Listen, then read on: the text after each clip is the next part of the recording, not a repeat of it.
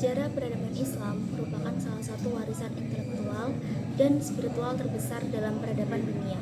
Kehadiran Rasulullah SAW sebagai pembawa risalah Islam menandai awal munculnya peradaban Islam yang berlandaskan tauhid, keadilan, dan persaudaraan.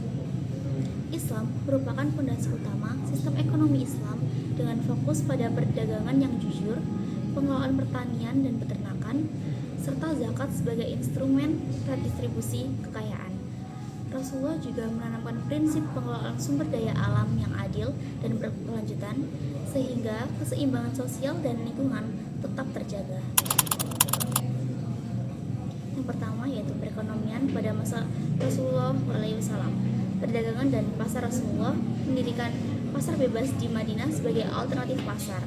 Di pasar ini, beliau menekankan kejujuran, melarang penipuan timbangan, dan penghapusan praktik riba.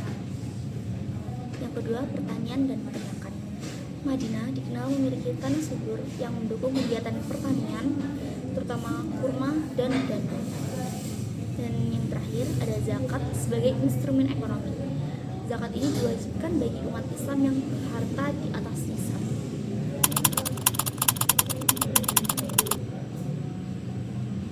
Dan selanjutnya ada manajemen sumber daya alam. Yang pertama yaitu pengelolaan air dan irigasi. Air merupakan sumber daya vital di Jazirah Arab yang kering.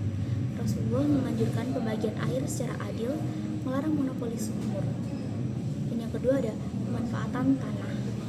Tanah yang dibiarkan terbengkalai dapat diambil alih oleh negara dan diberikan kepada orang yang mampu mengelolanya. Dan yang terakhir ada praktik berkelanjutan. Islam ini melarang eksploitasi secara berlebihan. Rasulullah menekankan bahwa manusia adalah khalifah di bumi yang bertanggung jawab menjaga keseimbangan alam. Assalamualaikum warahmatullahi wabarakatuh. Saya akan menjelaskan tentang awal dari Mukhalafah Rasyidin yang tadi sudah dijelaskan tentang Nabi Muhammad. Sekarang adalah Khulafaur Rasyidin. Khulafaur Rasyidin itu adalah kepimpinan lanjutan dari setelah wafatnya Nabi Muhammad SAW, yaitu 4 sahabat Rasul yang dipilih secara musyawarah para sahabat lainnya. Yang pertama yaitu adalah ditunjuknya Abu Bakar As-Siddiq sebagai khalifah pertama. Kedua ada Umar bin Khattab, yang ketiga Utsman bin Affan, dan 4 ada Ali bin Abi Thalib.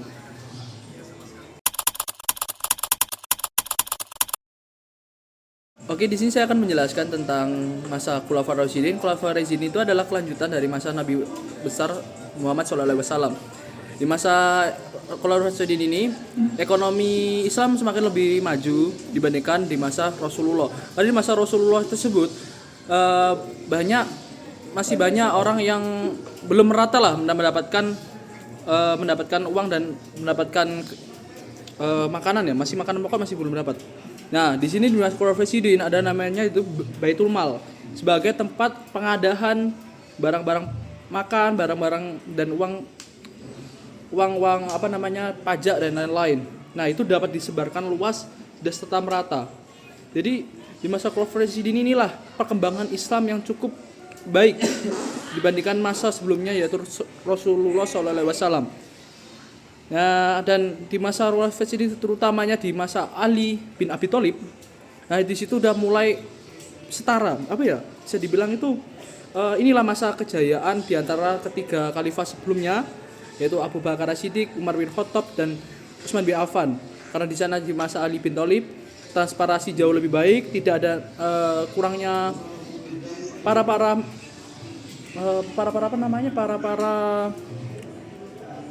pejabat yang korupsi. Baik, itu yang dapat saya sampaikan. Kurang lebihnya mohon maaf. Assalamualaikum warahmatullahi wabarakatuh.